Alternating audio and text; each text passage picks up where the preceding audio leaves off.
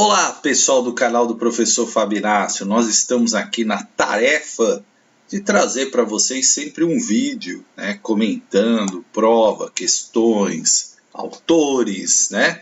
É um trabalho que esse ano eu me prontifiquei a dedicar aí um período exclusivo para isso, para que a gente possa oportunizar aí para as pessoas acesso a como que é os concursos, dicas, sugestões. Muita gente me pede assim, Fábio, corrige prova tal, corrige prova tal. Então eu preciso que as pessoas me mandem as provas, né, no e-mail, para que eu possa corrigir, de preferência em formato de PDF, porque a gente precisa apresentar na tela, né, neste programa que eu uso. E quando manda em imagem, nem sempre fica tão nítido e às vezes a gente não consegue apresentar para vocês. Então, é importante que o documento esteja em PDF.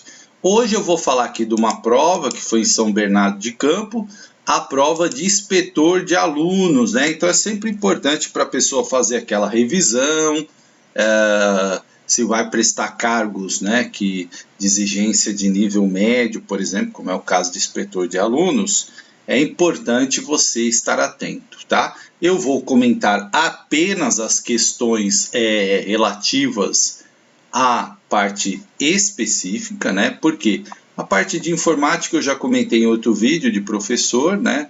Que é praticamente a mesma coisa, e as de atualidades também. Tá? E português, eu já falei para vocês que eu, né, faço a parte do pedagógico, da legislação, e não português e matemática. Então vamos lá, conhecimentos específicos, a número 31, que trouxe o artigo 5º da Constituição Federal de 1988, né, um clássico aí das provas, é fundamental para o Estado democrático de direito, né? Tão debatido aí nos últimos dias. Ele trata dos direitos e garantias fundamentais, dos direitos e deveres individuais e coletivos. Em seu inciso 2, o artigo 5º estabelece que a. É livre a expressão da atividade intelectual, artística, científica e de comunicação, dependendo da licença e independente de censura. B. Ninguém será obrigado a fazer ou deixar de fazer alguma coisa, senão em virtude da lei. C. É livre a manifestação do pensamento, sendo garantido o anonimato nos casos em que o cidadão não quiser se revelar. É garantido ao servidor público civil o direito à livre associação sindical e ao direito irrestrito de greve, e são penalmente inimputáveis os menores de 21 anos sujeitos às normas da legislação especial. Bom, artigo 5º é um artigo que cai bastante, né, da Constituição. A primeira, a gente já viu o erro aqui, ó, dependendo da licença independente de censura, não, né? Então não é isso que está lá no artigo 5º. O anonimato não é garantido, né? Você tem a livre manifestação de pensamento, mas você não pode se esconder, né, no anonimato. Muita gente faz isso. Isso não é resguardado pela Constituição, porque se você ferir algum direito da pessoa, ela tem que saber, até para que ela possa usar, né, o seu direito de fui atingido, a pessoa no anonimato, como é que vai saber? Então, é garantido ao servidor público civil direito à livre associação de greve e ao direito irrestrito de greve? Não, né? Porque alguns setores são essenciais, então eles não têm esse direito irrestrito de greve e não são penalmente imputáveis os menores de 21 anos, né?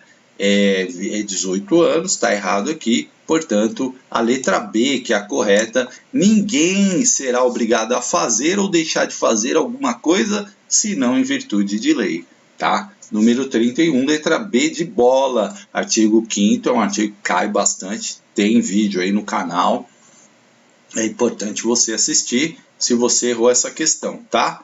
Questão 32 e 33 foi sobre a educação para os Objetivos de Desenvolvimento Sustentável, ODS, Objetivos de Aprendizagem. Então, na número 32, no centro da Agenda 2030, estão 17 Objetivos de Desenvolvimento Sustentáveis, ODS. Os ODS universais, transformadores e inclusíveis, conforme prevê o documento da Unesco, mencionado no enunciado descrevem: A. Os mecanismos para abolir o efeito estufa. B. Os principais desafios de desenvolvimento para a humanidade. Os propósitos fundamentais de uma educação meritocrática. C. A revitalização dos modos de produção primitivos. E a ecologia social de uma sociedade sustentável sem produção capitalista. Também aqui, né, o documento não prevê mecanismos para abolir o efeito estufa, não é esse o objetivo dele. Aqui também educação meritocrática, não, né? A meritocracia ela é muito questionada muitas vezes por vários autores, e não é esse o objetivo do documento. Revitalização dos modos primitivos, não, né? A tecnologia, os avanços tecnológicos, eles são essenciais. E ecologia social para uma sociedade sem produção capitalista também não é esse o objetivo.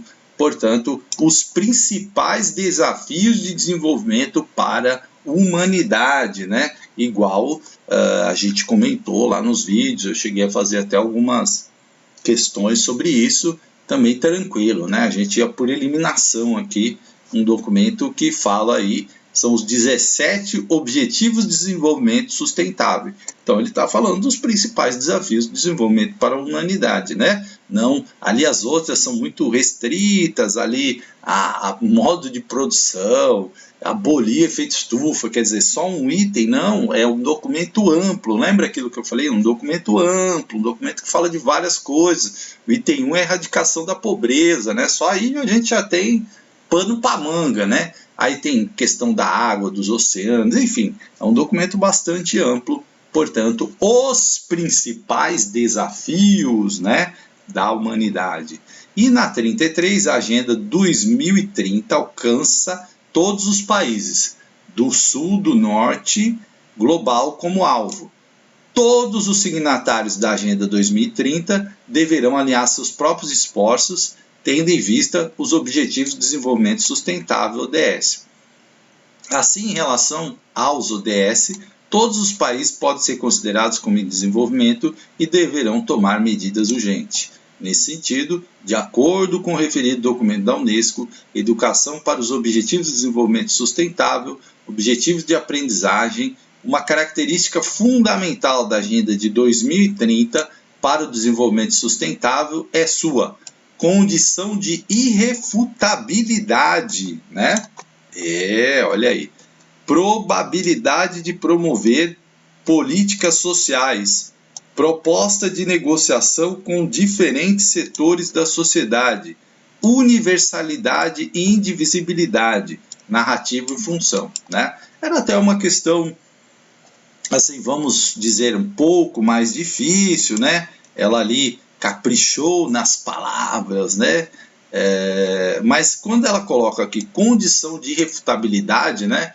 O documento não é um dogma, não é uma coisa que não pode ser questionado, né? Ah, não, ninguém pode, não, né? Probabilidade de promover políticas sociais, jogou num campo de probabilidade, não, né?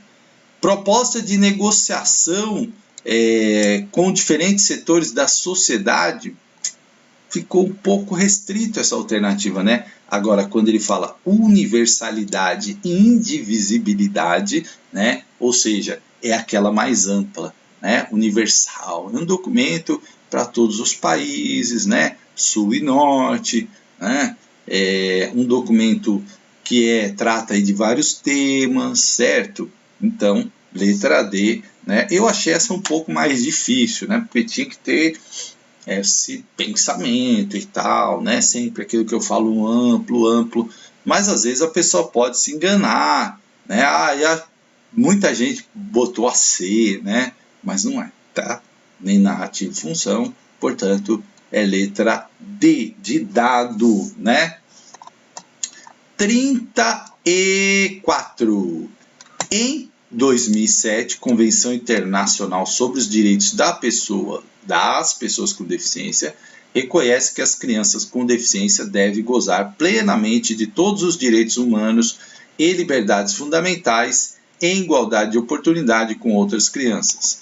Nessa direção, o artigo 227, parágrafo 1, inciso 2 da Constituição Federal de 88, prevê a criação de programas de prevenção e atendimento especializado para pessoas portadoras de deficiência física, sensorial ou mental, bem como de integração social do adolescente e do jovem portador de deficiência, mediante o treinamento para o trabalho, a convivência e a facilitação do acesso aos bens e serviços, com a eliminação de, a letra A, né?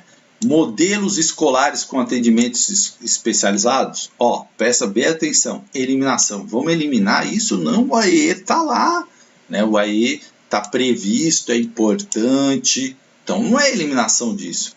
Idade mínima para admissão ao trabalho, não. A idade mínima é importante porque para evitar que crianças, né, em desenvolvimento sejam colocadas no trabalho, né? Então, obstáculos arquitetônicos de todas as formas de discriminação, a eliminação disso, sim, né? Eliminar as barreiras arquitetônicas, as formas de discriminação, ou seja, as barreiras atitudinais. Essa aí tem que ser eliminada mesmo. Parece a correta, mas aquilo que eu sempre falo, numa prova você nunca marca a correta e pula as outras. Não, nem vou ler as outras. Não, você leia para confirmar. Proteção excepcional para as pessoas já integradas? Não, né? Excepcional não. Serviços privados, onde são ofertados serviços públicos especiais? Não, né? Nada disso. É o poder público mesmo, e não é eliminação de proteção excepcional, né? Não vai eliminar isso, né? E vai eliminar os serviços privados? Não, também não, né? Então, a eliminação de obstáculos, 34, letra C, tá? Certo? 35. O propósito da Convenção Internacional sobre os Direitos das Pessoas com Deficiência é promover, proteger e assegurar o exercício pleno e equitativo de todos os direitos humanos e liberdades fundamentais por todas as pessoas com deficiência e promover o respeito pela sua dignidade inerente. O artigo 3 do Decreto 6.949, de 25 de agosto de 2009, estabelece os princípios gerais da Convenção, né? Da Convenção Internacional sobre os Direitos das Pessoas com Deficiência. Aí é aquilo que eu falo, cai princípio, né? Então, quando você vai estudar um documento, tem princípio, já faz uma anotação no resumo, que eu falo, princípio cai, né? Princípio cai. Então, qual o princípio?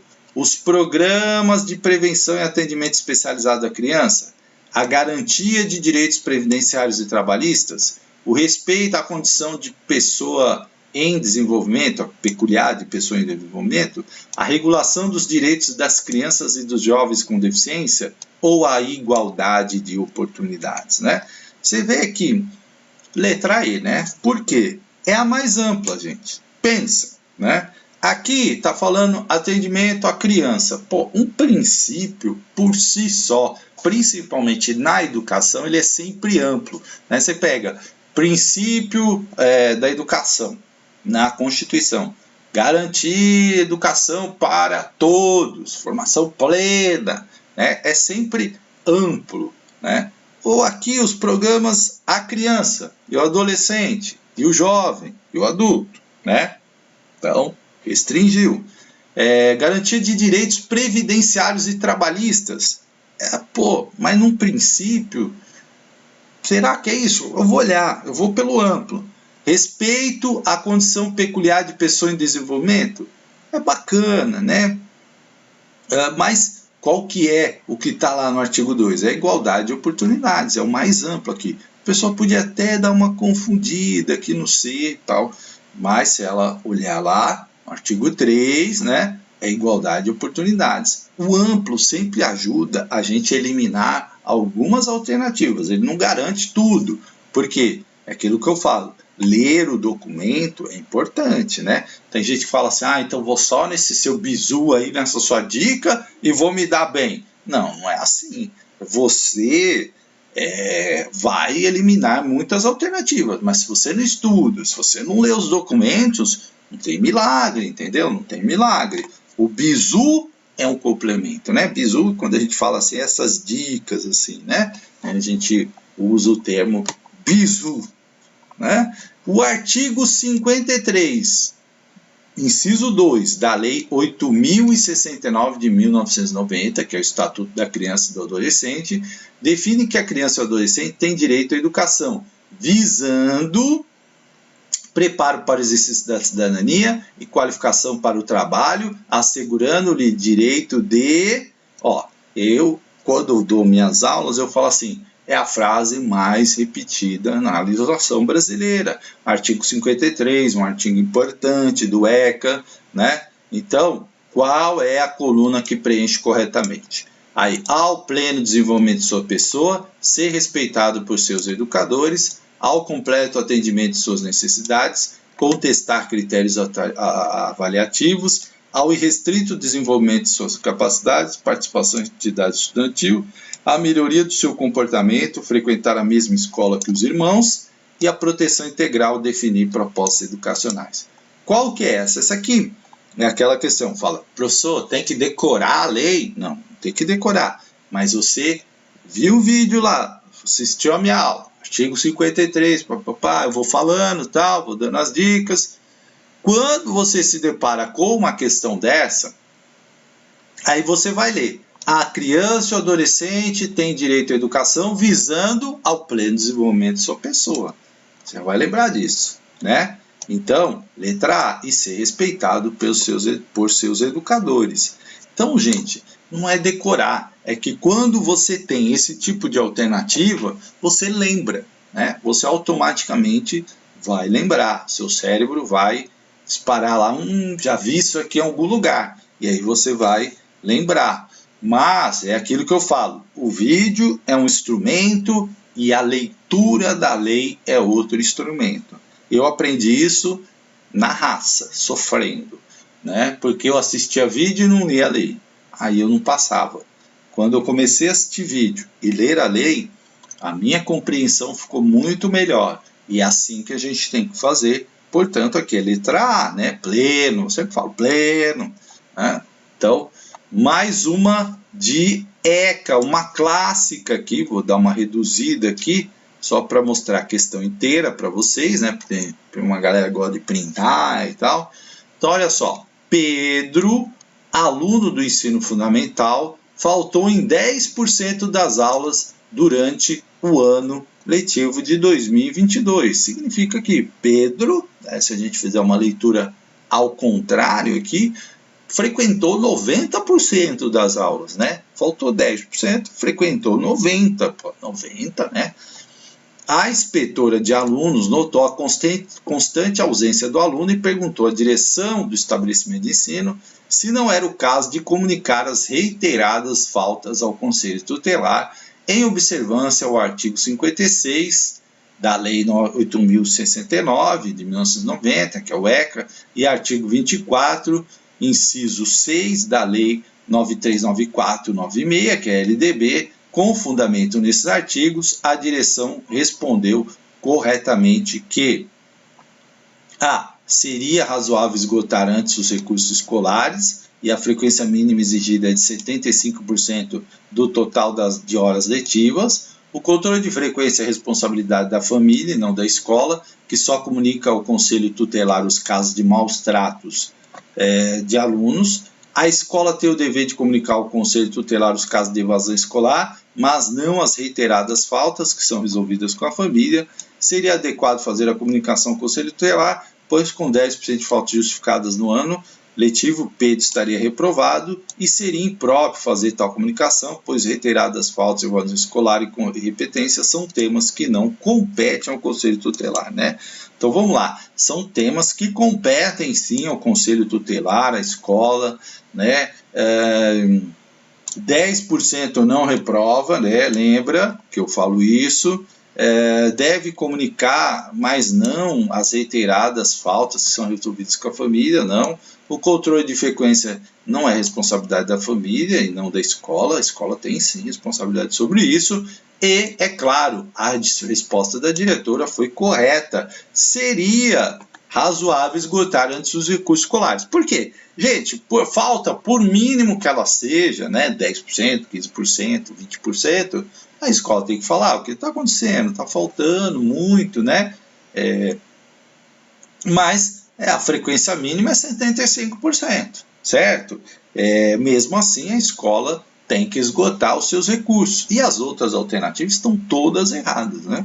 Todas erradas. Uma restringindo, só comunica o conselho, restringiu, né? Os casos de maus tratos, não. Comunica sim, mas quando essas faltas aí ultrapassam a questão dos 30% do permitido por lei, né? Então, tá certo, a alternativa A seria razoável esgotar todos os recursos escolares e a frequência é de 75%, né? Lembrando, por isso que eu fiz aquele raciocínio, ele faltou 10%, né? A escola deve ficar de olho para não... De acordo com o artigo 12, inciso 11 da Lei 939496, LDB, os estabelecimentos de ensino, respeitadas as normas comuns, seu sistema de ensino, terão, dentre outras, a incumbência de... Então, está falando do artigo 12, que é um artigo que também cai bastante, certo? Então, é um artigo importante. Organizar, manter e desenvolver os órgãos e instituições oficiais dos seus sistemas de ensino, exercer ação redistributiva em relação às suas escolas e baixar normas complementares para o seu sistema de ensino, promover ambiente escolar seguro, adotando estratégias de prevenção e enfrentamento ao abuso e dependência do uso de drogas, assumir o transporte escolar do aluno da rede municipal, bem como os demais programas suplementares de educação, e coletar, analisar e disseminar informações sobre educação, dando às famílias o suporte financeiro para a manutenção da criança na escola. Então veja que aqui pegou o inciso 11, né? Que se você observar um inciso mais recente, né? Eu falo, cuidado com as alterações da LDB. A LDB é uma lei que volta e meia está sofrendo alterações, né? Então presta muita atenção nisso. Essa questão traz um tema importante. Então o inciso 11 fala do quê? De promover ambiente escolar seguro, adotando estratégias de prevenção e ao uso de enfrentamento de drogas. É um dos mais... quando a gente fala recente na lei, né? A gente está falando assim, se é um artigo que tem poucos anos de vida, é recente, né? Porque a LDB é de 96, né? Então, quando altera, assim, 2018, 2019, teve alteração até 2022, a gente fala recente, né? Por quê? É algo que você precisa prestar atenção na hora que está estudando. Os últimos ali que foram alterados, né? Precisa, quando você assiste um vídeo, acompanha a lei no site do Planalto, porque às vezes a gente posta um vídeo e ele fica lá no YouTube, né? E aí muda alguma coisa, é preciso ver, está atualizado aqui, né? Normalmente as alterações são pequenas, mas pode fazer uma diferença, certo? Então 38, letra C, de casa. Número 39, nos termos do artigo 2 do decreto 6949/2009, Convenção Internacional sobre os Direitos das Pessoas com Deficiência e seu protocolo facultativo, adaptação razoável significa, né? As línguas, a visualização do texto, o braille, a comunicação tátil, os caracteres ampliados, os dispositivos de multimídia acessíveis, os sistemas auditivos e os meios de voz digitalizada, inclusive a tecnologia da informação e comunicação acessíveis, a concepção de produtos, ambientes, programas e serviços a serem usados por todas as pessoas sem necessidade de adaptação ou projeto específico, as ajudas técnicas para grupos necessários de pessoas com deficiência quando necessárias e as modificações e ajustes necessários para que as pessoas com deficiência gozem de todos os direitos humanos e liberdades fundamentais, né? Então, quando a gente está falando de adaptação razoável, a gente está falando da letra E, que é as modificações e ajustes necessários para que as pessoas com deficiência gozem de todos os direitos humanos e liberdades. A letra A está falando ali do braille, né, da comunicação tátil, que ali não é adaptação razoável, são instrumentos, né, para a pessoa com deficiência, os sistemas auditivos, voz digitalizada, concepção de produtos, ambientes e programas a serem usados por todas as pessoas. Nós estamos falando de ambiente universal para todo mundo, né? Que não precisa de adaptação, então não é de adaptação razoável. E as ajudas técnicas, né? Não é isso. Então, são a definição de adaptação razoável e justamente as modificações e os ajustes necessários. Está lá também na minha aula falando disso, quando eu falo do decreto 6949, tá bom? Bom, tudo isso que eu falo aqui, gente, até agora tem nos meus vídeos lá, tá? Se você tem dúvida, vai lá nos vídeos que você vai encontrar bastante material. O dever do Estado com a educação escolar pública será efetivado mediante a garantia de educação básica, obrigatória e gratuita dos organizadas da seguinte forma. Isso aqui eu canso de falar nas aulas, aí muita gente fala, isso é muito básico, não cai. Olha aí, né? Então, vamos lá. Assinale a alternativa que completa corretamente e respectivamente as lacunas com base no artigo 4 da LDB, que trata do direito da educação e do dever de educar. 5 anos aos 16, creche, educação infantil, ensino fundamental. 2 aos 18, pré-escola, ensino fundamental e ensino superior. 6 aos 17, pré-escola, ensino fundamental e ensino médio. 4 aos 17, pré-escola, ensino fundamental e ensino médio. Dos 7 aos 17, ensino fundamental, ensino médio e ensino superior. Gente, eu canso de falar essa questão, canso. Tem gente que fala assim, é muito básico e tal. E queria falar, principalmente quem está fazendo curso para inspetor de alunos, agente escolar, né, tem vários nomes. Muitas vezes a pessoa é o primeiro concurso da vida dela, né? É o primeiro concurso. Então é importante a gente falar para as pessoas que coisas que são essenciais. E isso aqui é uma delas, né? O ensino obrigatório começa quando? 4 anos. Aonde? Na pré-escola, certo? 4 anos. Se você tivesse essa informação, você já marcaria a letra D, porque não tem outra que começa com 4 anos. Então, o ensino é obrigatório a partir da pré-escola, 4 e 5 anos. E depois, ensino fundamental, 6 anos, certo? Ensino fundamental, 6 anos. E até quando? Dos 4 aos 17 anos, né? E aí eu falo, creche não é obrigatória, né? Então, letra D de dado, as outras têm 5 anos, 2 anos, 6 anos, 7 anos, todas fora, né? Manuel é um aluno com deficiência física que precisou mudar de escola devido às barreiras arquitetônicas existentes na escola mais próxima à sua casa.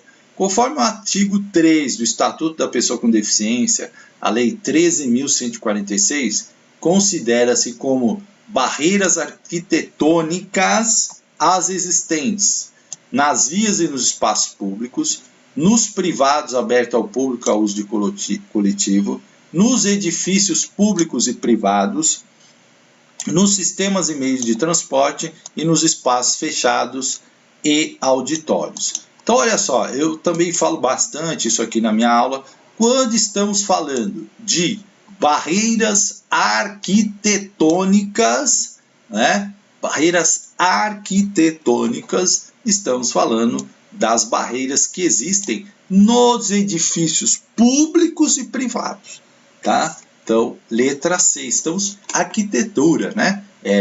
Por isso que às vezes eu falo assim, a arquitetura das escolas precisa mudar para ser uma arquitetura que atenda a todos, um projeto universal, né? Então eu explico bem isso. Em vias públicas é arquitetura, né? Não é esse termo que a gente usa. Barreiras arquitetônicas, a gente está se referindo aos edifícios públicos e privados, ao interno, né? A parte interna, né? É aquilo, a existência de uma escada que impede de acessar o andar de cima, a falta de um elevador, ou mesmo a ausência de rampas, né? Então, dentro do edifício público ali, né? Então, isso que é uma barreira arquitetônica, certo? Bom, 42. De acordo com o artigo 3, inciso 8 do Estatuto da Pessoa com Deficiência, tem aula no meu canal sobre isso. A pessoa que exerce atividades de alimentação, higiene e locomoção do estudante com deficiência e atua em todas as atividades escolares nas quais fizer necessária, em todos os níveis e modalidades de ensino, em instituições públicas e privadas, excluídas as técnicas ou procedimentos identificados com profissões legalmente estabelecidas, então, atendente, letra A, pessoal, acompanhante B, professor, profissional de apoio escolar, coordenador pedagógico. Bom, aí você já vê aqui, ó, excluídas as técnicas ou procedimentos identificados com profissionais legalmente estabelecidas, né? Então a gente já vai pescando em alguma coisa para tentar eliminar. Atendente pessoal, acompanhante, também não parece ser certo, né? O professor,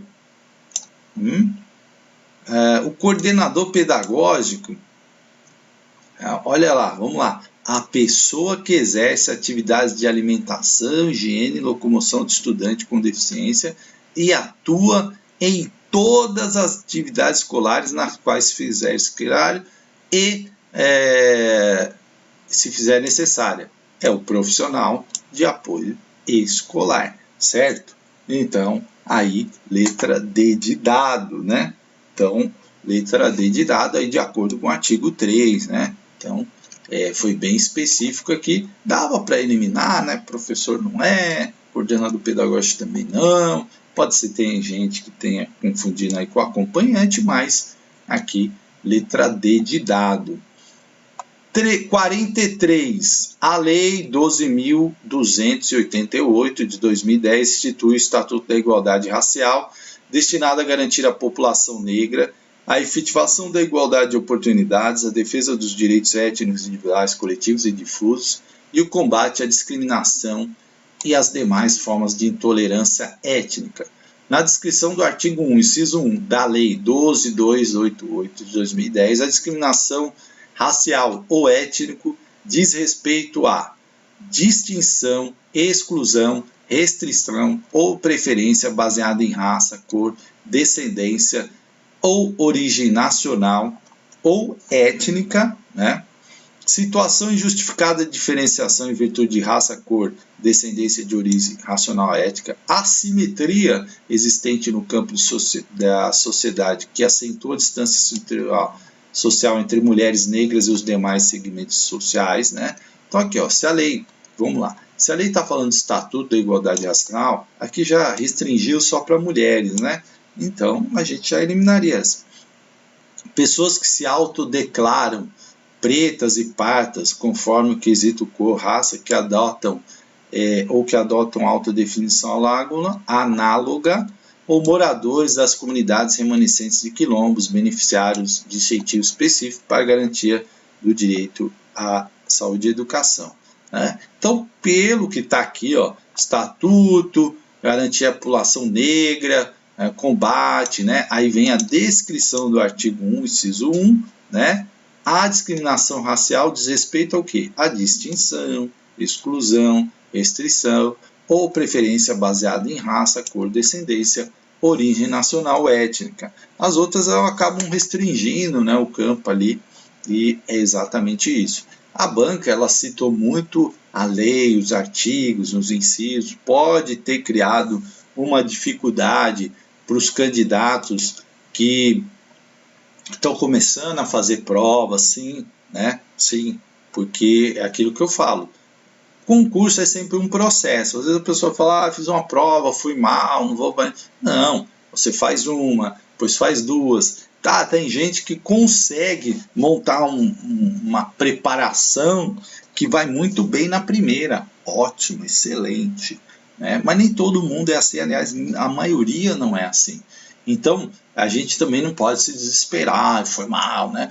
Primeira coisa que você tem que fazer, assistir a aula, revisar, falar, nossa, aqui olha na lei e tal, que é um processo para você ir ganhando aprendizado, né?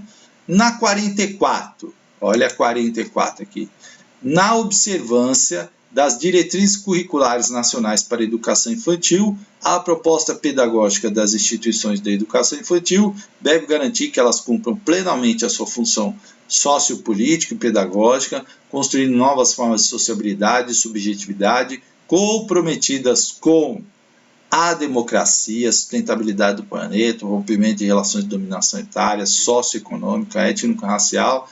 Assinale a alternativa que preenche corretamente o texto do artigo 7, né? Então é a liberdade, a ludicidade, a fraternidade, o desenvolvimento e o conhecimento, né? Então, como que está lá no artigo 7? Comprometidas com a ludicidade, a democracia, a sustentabilidade do planeta, portanto, gabarito letra B de bola, né? Essa aqui cobrou a letra da lei, né? A pessoa podia até, muita gente foi na liberdade aqui, né? Até porque depois vem democracia, mas esse foi justamente o objetivo da banca para confundir os candidatos. Confundir não, né? É uma forma de verificar, não, a pessoa teve cuidado de ler A, depois a B. Eu achei até essa questão um pouco difícil, porque ela pode induzir, né? A pessoa ali, não lembro, né? E bota a liberdade, né? E é ludicidade, tá? Bom, 45, o artigo 11 da resolução CBCNE 5.000 de 2009 estabelece que a transição para o ensino fundamental, a proposta pedagógica deve prever formas para garantir a continuidade no processo de aprendizagem e desenvolvimento das crianças, respeitando, né, a compreensão da criança sobre o ambiente natural e social, as artes, os valores em que se fundamenta a sociedade, a aquisição de conhecimentos, habilidades e a formação de atitudes e valores como instrumentos para uma visão crítica do mundo, os saberes que compõem a base nacional comum e a parte diversificada no desenvolvimento das linguagens, o desenvolvimento da capacidade de aprender, tendo como meios básicos o pleno domínio da leitura, da escrita e do cálculo, e as especificidades etárias sem antecipação de conteúdos que serão trabalhados no ensino fundamental, né? Então tá lá no artigo 11, eu falo muito isso, inclusive conto algumas histórias sobre isso, eu falo da velha polêmica do alfabetizar na pré-escola ou não, né? Então assim, aí tá muito, eu até falo, tá muito claro, né, na resolução, que não é para antecipar conteúdos que serão trabalhados no ensino fundamental. Mas a pessoa não pode ser radical. Não vou apresentar nenhum número, se eu apresentar o número 1, 2, 3 para a criança, eu estou antecipando. Não é isso, né? Até falo isso. Falar, não é porque isso que você não vai apresentar nenhuma letra, não pode ser radical, né? Aí eu falo, você só não pode querer alfabetizar na pré-escola, porque não é o objetivo da pré-escola. Então, letra E, né? As especificidades etárias sem antecipação de conteúdo do ensino que serão trabalhados no ensino fundamental. A 45 é a letra E. A número 46 é aí sobre a Lei 6316 de 2013, né, que é do Estatuto dos Servidores de São Bernardo do Campo, e afirma que são profissionais do magistério da educação básica do ensino público municipal aqueles que desempenham as atividades de docência ou suporte pedagógico à docência, isto é, a direção, administração, planejamento, inspeção, supervisão, orientação, coordenação educacional exercido nos âmbitos da unidade escolares em suas diversas etapas e modalidades. O artigo 6 da Lei Municipal 6316 de 2003 define que o regime jurídico que regula as relações dos servidores da educação básica do ensino público municipal é o seletista, o participativo, o sindical, o especial e o estatutário, né? Então, essa foi até uma questão fácil para quem já faz bastante concurso. Eu comento muito isso, né? A maioria dos cargos, né, no serviço público é regime estatutário. Existem algumas cidades que têm o regime de CLT, né? Então, eles colocaram o seletista ali no ar para tentar confundir aqueles que não conheciam, mas é claro que aqui é regime estatutário, tá? Porque é regido por um estatuto que tem as suas regras, né? A CLT, por exemplo, quando você trabalha na iniciativa privada, você é seletista, né? Você segue as regras da consolidação das leis trabalhistas do Brasil. No caso, quando você é regido por um estatuto, normalmente você é estatutário, certo? Portanto, letra E de escola.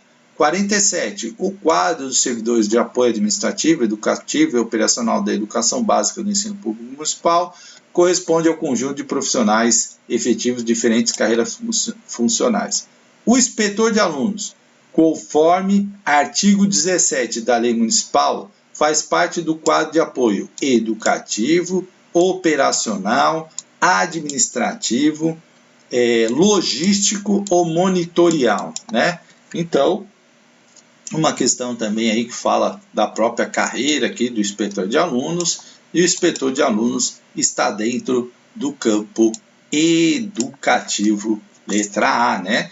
O inspetor de alunos está ali no quadro, né? Conforme o artigo 17, no campo educativo, tá? Ele não é administrativo, ele não é operacional, ele não é logístico, ele não é monitorial, ele é educativo, certo?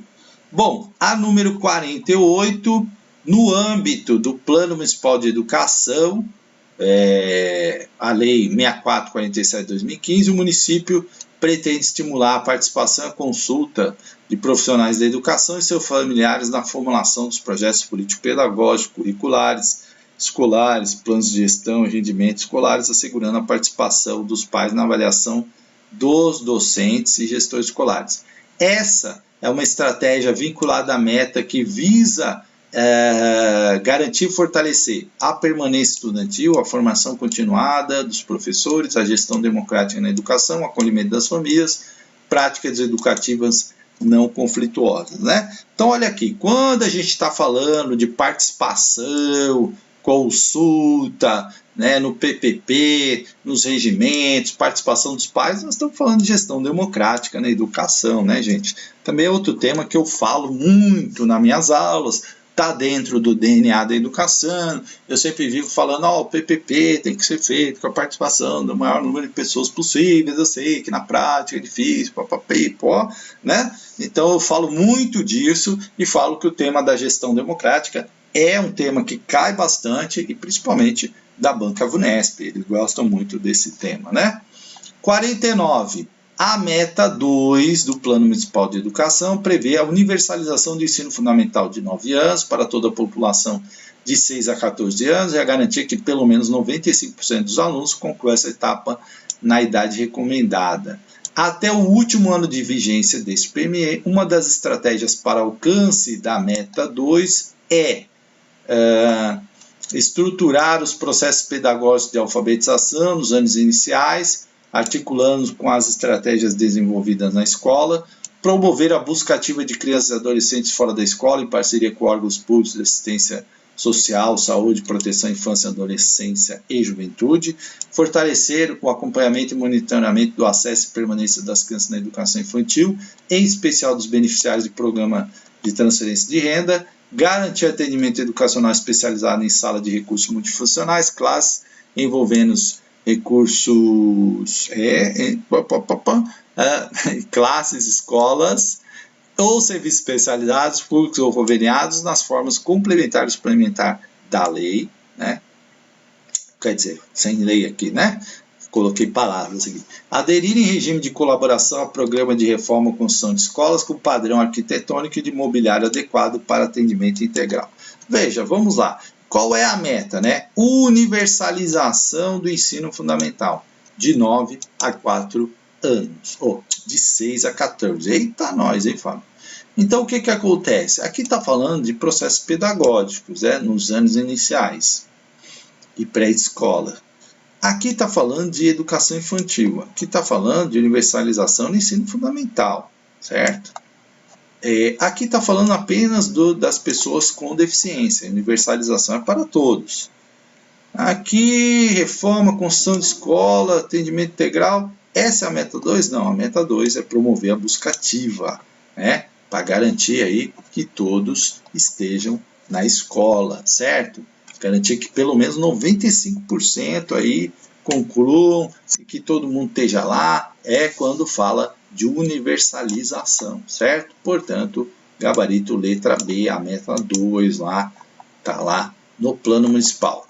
E a número 50 é o artigo 7 do decreto municipal, organização da rede municipal de ensino de São Bernardo, estabelece que as diferentes etapas previstas nas escolas municipais nortearão suas ações de acordo com os princípios. Mais uma questão de princípio, cansei de falar disso, né? Sociais, culturais, econômicos, democráticos, plurais, equitativos, culturais, estéticos e plurais, éticos, políticos, estéticos, políticos, econômicos e educacionais. Aqui é o famoso EP, né, que eu falo, éticos, políticos e estéticos, né? É o famoso EP que eu falo tanto nas aulas, né? Então essa daí, quem assistiu a aula, bateu o olho, respondeu tranquilo, né? Fica aquela dica para as pessoas, Fábio, não fui muito bem. Gente, é assim mesmo, tá? Tranquilo, calma, revisar, ver os pontos que você errou, onde você mais errou. Prova é assim, o importante da prova é o antes, o planejamento anterior, como você se organiza, como você estuda, diferenciar ali, né? Procurar, vou estudar português 1 hora, depois vou estudar legislação, LDB, mais 1 hora, vou fazer atividades, vou fazer minhas anotações, vou fazer meu resumo, programar, né? Você fazer um planejamento de estudo até a data do concurso, baseado no edital, quando o edital já saiu. E antes do edital, o que você tem que reforçar? ECA, LDB, né, os documentos que são gerais, Constituição, tá? Para você ir se prevenindo ali quando aparecer um concurso. Saiu o edital, essa parte que sempre cai, você já está com ela em estudo. Aí você só vai estudar as leis locais, né, que vão exigir ali o plano municipal da cidade, alguma outra coisa. Então você tem que trabalhar muito bem a sua estratégia antes do edital. Depois do edital, pegar o edital, parte que tem lá os conteúdos, português, matemática, conhecimentos específicos, aquilo é o seu guia, é aquilo em cima daquilo que você vai basear o seu estudo. Acabou a prova, ver qual percentual que você acertou do número de questões de português, do número de matemática, do número de informática, o que você errou, ver os vídeos de revisão, para você já começar a se preparar para o próximo, tá? Por quê? É uma forma de você ir crescendo nos concursos. Tem gente que acha que vai passar no primeiro, tem gente que consegue, e às vezes, que bom que conseguiu no primeiro. Tem gente que é um processo, o meu foi um processo. Se eu tivesse desistido, eu não estaria nem aqui falando com vocês, né? Mas foi a persistência, avaliar os erros, aprender com os erros que conseguiu, foi a fórmula que eu consegui para ser aprovado em vários concursos. Mas isso não foi no primeiro concurso que eu fiz, foi de uma sequência de concursos. Então, tenham paciência, né? Analisem como vocês foram e comecem a pensar já, vai ter um concurso aqui uma cidade perto, ou é um pouco longe, mas eu vou lá fazer essa prova, né? Eu vou lá. Então, é assim que a gente vai evoluindo nos concursos públicos, tá bom? Grande abraço e até a próxima.